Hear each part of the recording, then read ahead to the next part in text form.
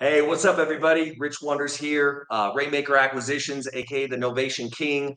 I'm here with my boy Manny. He's one of the Rainmaker Course members, and he's got quite a story to tell. I wanted to bring him on here. Guys, in his first month, he made over $80,000 with Novations. That's in addition to his active wholesaling that he's been doing, making about that same amount with just regular traditional wholesale deals. So I wanted to bring him on here.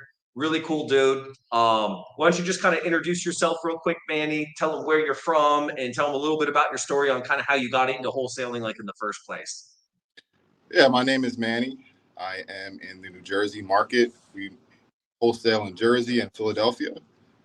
Um, how I got in is pretty simple. I'd say to most people. Um, I've seen it online, 2018, all the checks. Started to implement the work myself. I actually got success pretty quick with it.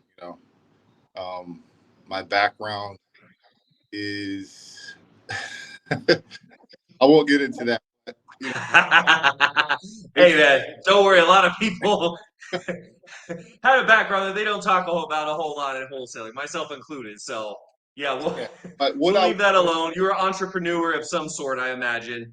But yeah, what I was doing before wholesaling was the same as wholesaling, but it's just houses.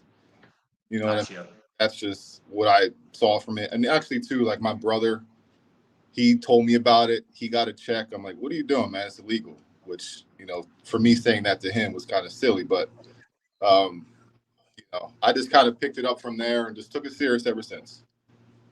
That's killer. So you saw the fat checks online. You're like, man, these guys are doing this. They don't seem like they're any smarter than me. I I Yeah. better go and just pull this off. And did you start like cold calling, or how did you start getting your leads when you did it?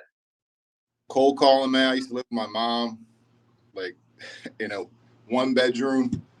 I couldn't cold call there, so me and my brother would go to the mall, still loud as hell, but we'd go like to the food court, cold call, and just bang it out and get deals.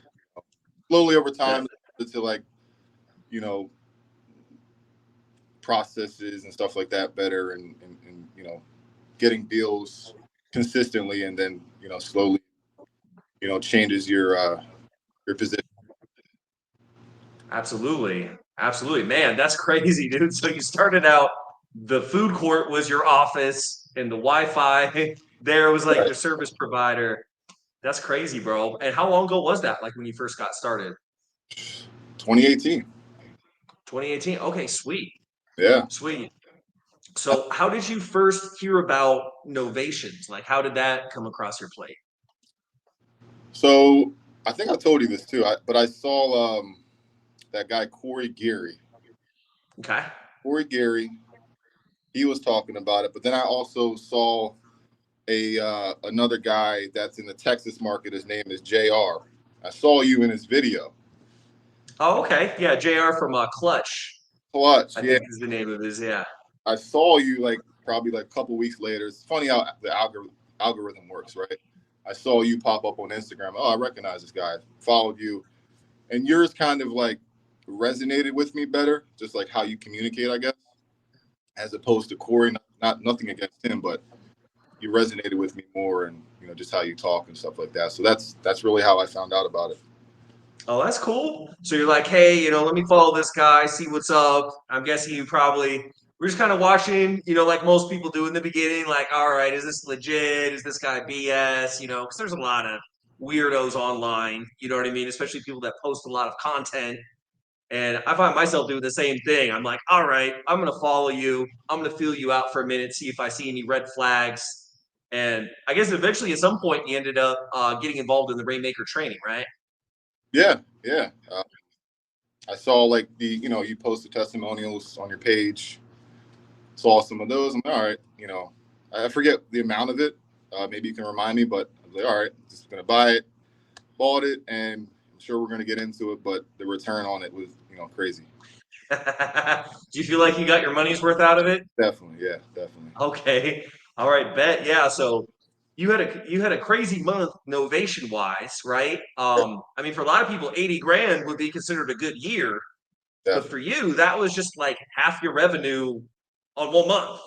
Yeah. So that's killer. And like, let's break it down because there was like one deal that was like 55 and another one that was what you said like 26, 27, something like Yeah, that. like, yeah, 55 and 26 or something like that. Yeah. Yep. Okay. Well, let's talk about the little fatty first. The 55. Oh, I think I lost you. Okay, cool. All All right. Somebody called me. right. Oh, okay. So yeah, let's talk about that first one because I remember you sent me. I think you sent me the check, right? And then I made a post about it. I was stoked, man. Like that was your first one. Yeah. Tell me a little bit about the situation, like how you got the lead, the seller's situation, the condition, negotiations. Just kind of give me the full rundown. Yeah. So we got the lead. I think it was text message marketing. We do a lot of that here in Jersey and Philly. Um, and one thing I'll say too, like if you're already wholesaling, Novation's easy to implement. If you're already making offers. So he came in. I think we just bought the course like a week prior. And I'm like, all right, well, this sounds like it's a good fit for what he's saying a novation would be, right? Um, so he was asking, I believe, like 200,000 for it, or maybe no 210. Sorry, he's asking 210. Our cash offer would have to be like 130 on this, to flip, right? So we actually got it under contract for 200,000 with the seller, and then we put it up for 270, 285 on the market. We did a price drop to 275, and then we got an offer, at the 275 to get that $55,000 spread. But to be quite honest with you, it wasn't really that hard to negotiate. The guy was pretty easygoing. Um, I feel like I'm pretty like my one of my gifts. I mean, not to up myself, but I feel like I'm pretty good at just like seeing something and then just like saying it the same way. So Yeah. everything you said in your course, I just said the same way to him. And, you know, he didn't really have that much pushback. He had some questions, of course. I was DMing you, throughout this transaction as well. You helped me with that too. So overall, pretty easy process, It's on that. killer. Yeah, Yeah, especially a lot of people they see how the calls go and they think like we're just getting lucky and getting all these laydowns, but part of it is too just the approach is designed to lower their defenses and make them comfortable, kind of bring out the best version. And I found like the people that have like the best results are the ones that are like you. They just buy into it and just yeah, completely just like copy paste it. You know what I mean? yeah. And if you're telling him, hey, if we paid cash for this house, it's going to be at like 130, right? However, if we could do this, it'd be at 200. That's a 70 grand difference. Like, of course, you're intrigued to see like what that's about. I mean, in my opinion, right? Oh yeah. No, it's a win-win because yeah, that's the only way it sounds like that deal would have gotten done without him Yeah, losing half his equity. You know what I mean? Like, what exactly. was the house like? Was it like a beautifully remodeled, complete piece of crap, somewhere in between? No, I mean it was fair. Like we did do some updates to it. Nothing crazy. I think overall we spent like $800 with our contractor. Uh, Oh, nice. but they had like a grill out front on the porch, and like some of the siding got burnt. We fixed the siding. Cabinets were coming down in the kitchen in a certain area. We just put them back up. It was lived in. It had tenants, and I thought this deal wasn't actually going to go through at one point because the tenant was like, "Yeah, we're moving out. We're moving out." They kept saying that, but eventually they did move. And luckily they cleaned the property when they left, so we didn't have to do that. And the buyer also didn't request any repairs either. You know, Oh, that's awesome. What type of buyer was it? Retail buyer, landlord, flipper? it was a retail FHA buyer. Yeah. Oh, nice. So Yep. they were just looking for a house that they could move into and live in. They weren't looking to make any money off of this. No, no, no. Yeah, we did have flippers come in though. Um, maybe I think our analysis was a little bit off, but some flippers. I mean, this was actually one flipper. He came in at our asking or our contract price of 200,000. So I don't know what their position was on that because I think the 275 was like actually retail. But this was like an odd house. It was a bigger house than what was selling in the neighborhood. Like a 2-story colonial style house, really big. So it was weird to comp, but luckily the appraisal came back at 275. Nice. Yeah. Yeah, because you made a good point there too. Like you'll run into a lot of houses where for a flipper, it's not that they're trying to take advantage of us and give us a low ball. It's just they're about to do a bunch of work to it. They're Yeah. about to take on the risk. They've got a hard money loan. It's just like that's where they have to be to do what they have to do to it. But for someone that's okay with like, okay, this isn't going to be a brand new 2023 style, but maybe they're living in an apartment or maybe they're at their mother-in-law's house in the spare bedroom and Right. like to have their own space and slowly upgrade it as they grow. You know what I mean? It's a perfect match. So that's awesome. So it sounds like the seller got 70 grand more than he would have got going the other way. You guys did minimal work, less than $1,000 just to spruce it up and get, the kind of the minimal stuff done. Did you use a listing agent on it or did you use a flat fee?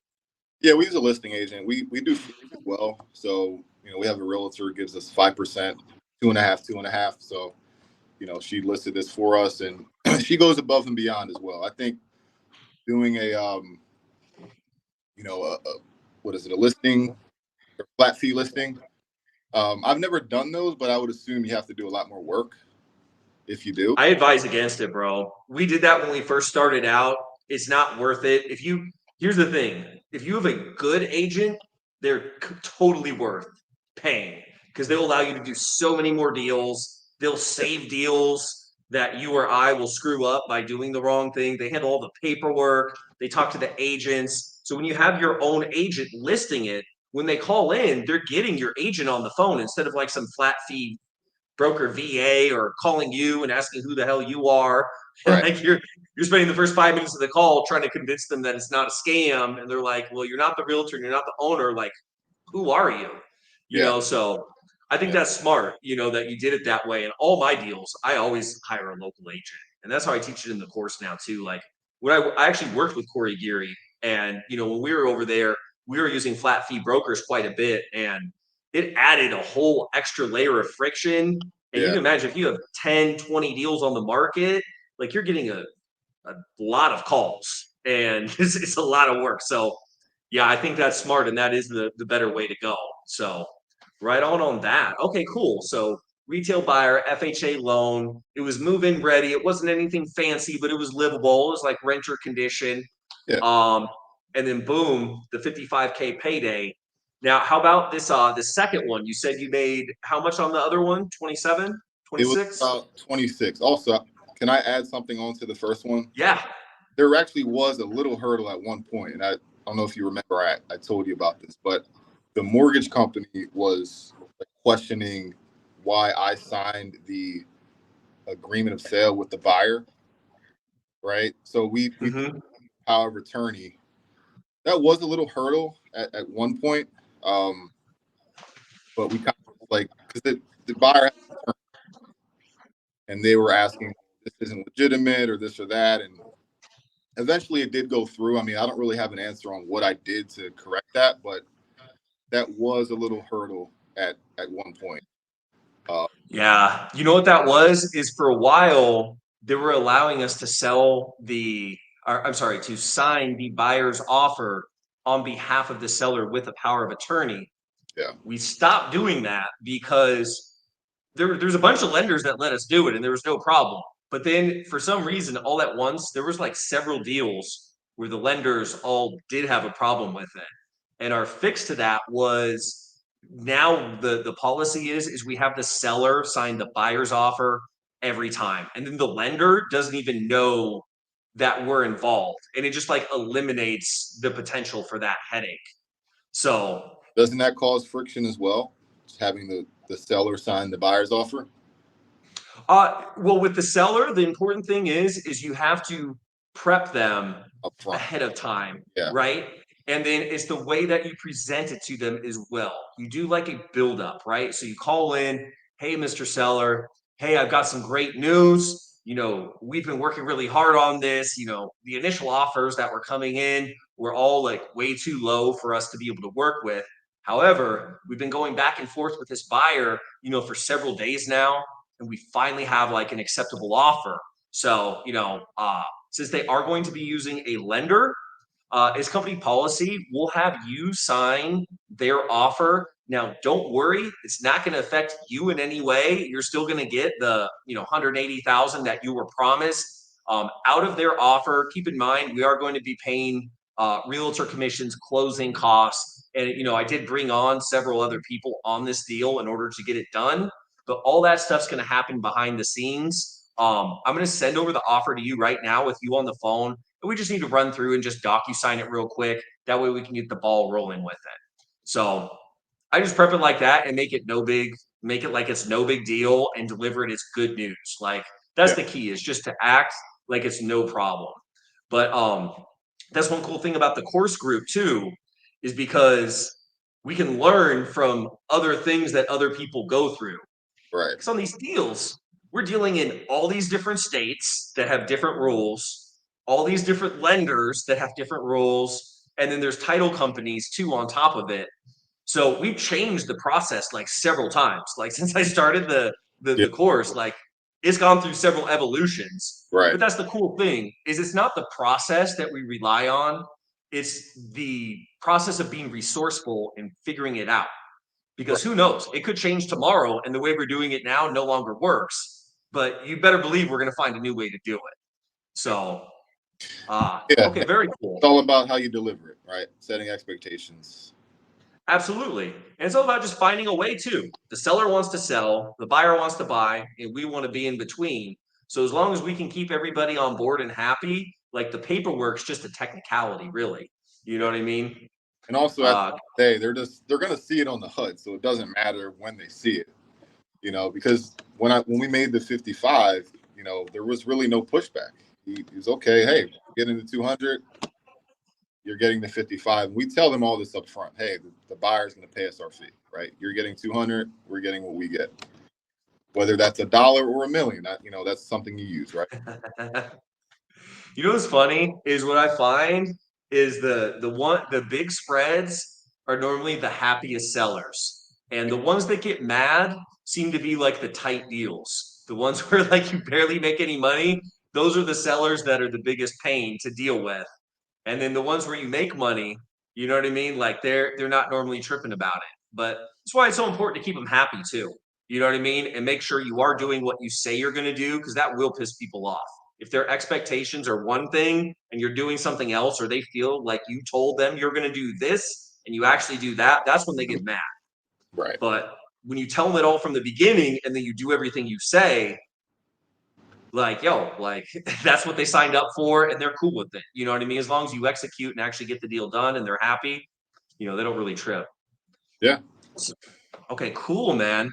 Now I wanted to touch on this other one real quick. Can you give give me 1 second, bro? I'm just gonna plug in my laptop because like my battery's getting low. Oh, here it is. Okay. We'll cut that out. No problem. Okay. So all right, so I want to touch on this second deal real quick too. If you could just give me a rundown, right? How the lead came in, seller situation, condition, all that stuff. Okay. Well, I'll say first one was in New Jersey. The second one is in Philadelphia. So this one, tired landlords pretty much. They lived in Exton, PA, which is probably like 45 minutes from Philadelphia. So they just wanted to move. Had a tenant as well. Uh, Called the woman. She said, "Hey, we're showing buyers." So they had a bunch of other wholesalers and probably investors walk the property, and she said like she had one offer for 90, she had another one for 100, and that's where like right around where we had to be too, right? So mentioned pitch Novation to her. She was interested. Actually got the Novation at 130, so that was net to her. So about 30 grand more than the cash offers. And it wasn't actually like a one call close like I know these should typically be. Um, but pitched it to her. She had to talk to her husband. He's like, he works late, so he's never around. And he liked the idea, hopped on the Zoom call, went over all the documents, signed it, put it on the market, and closed on it in like 40 days. Sold Nice. 172. Yeah, 172 on the market. Okay. Love it. Love it. What kind of buyer was it that ended up getting it? FHA. FHA, baby. Yeah. And we actually had it listed at first. It sold for 178.5, but the appraisal came in at 172. And the FHA lender had an appraisal come out, which they always do, and they wanted like something fixed, but the buyer actually took care of that. Oh, nice. Yeah, so they Nice. actually, That's good. They wanted that house. yeah. So what was the condition like inside on this one? Was it kind of the similar like rental type style or? Yeah, like I find like maybe you can do this with like beat up properties too, but I find it's like always going to be those fair condition type of houses, right? Like tenant was there. She was actually really well kept. Even when we went to go get the professional pictures done, she was very neat, which helped out a lot with the photos. It was just a little dated, right? And that's apparently what this buyer was looking for. Nice. Nice. That's awesome, man. So do you see like pitching Novation? Do you see this being something that's going to be like a consistent Oh, revenue stream like in your business? yeah, we have a couple pending right now. Nice. One's gonna hopefully be like a 40 pop. I mean, yeah, it's definitely gonna be a consistent, stream of income because we do a lot of marketing, texting, mailing, PPC, and everything is not wholesale. You know, we don't really do like creative financing or anything like that. I mean, we buy rental subject to, but we only wholesale and buy some rentals, and flip. But even at flipping, you have to be at wholesale prices. So the ones that don't fit that, we're definitely going to pitch the Novation. And did you have to change anything in your marketing or up your budget to get these deals? Or were these deals that normally you just would have passed on, that it wasn't a fit? You Yeah, didn't you didn't have to change anything, right? You just learned the new strategy and the deals were already there. that's really it. I mean, even if we go back on our Podio, which we have, and that's how we have some of these properties under contract right now because we have stuff already in our system. But it's really just from our current marketing. But we do actually have a plan to kind of like cater our marketing to get more of these deals. And I think we have a plan for that. But, as of now, it's really just our current marketing. It's killer, man.